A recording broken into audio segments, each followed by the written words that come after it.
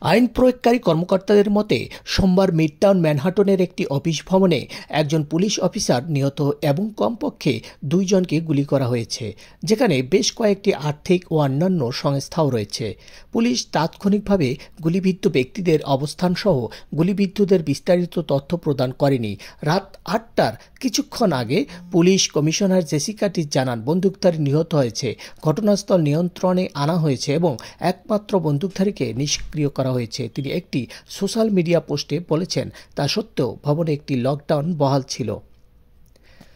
Police বন্দুকধারীকে লাস ভেগাসের বাসিন্দা Shane Devon তামুরা হিসাবে শনাক্ত করেছে। তার বয়স 27 বছর।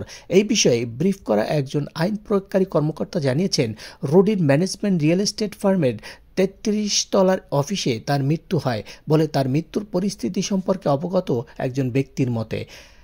51তম স্ট্রিট এবং 52তম স্ট্রিটের মাঝামাঝি 345 পার্ক এভিনিউতে ভবনের ঠিক ভেতরে সন্ধ্যা 6টার দিকে গুলি চালানোর ঘটনা ঘটে। একজন প্রত্যক্ষদর্শী সাংবাদিকের কাছে জানিয়েছেন, কয়েক ডজন অফিসার এলাকাটি প্লাবিত করে ফেলেন। ভবনটিতে অন্যান্য অফিসের মধ্যে রয়েছে বিনিয়োগ giant Blackstone, national football league এবং অ্যাকাউন্টিং ও আর্থিক উপদেষ্টা সংস্থা কেপিএমজি। এনএফএল কর্মীরা পুলিশের কাছ থেকে চলে যাওয়ার অনুমতির অপেক্ষায় সেখানেই আশ্রয় নিয়েছিলেন।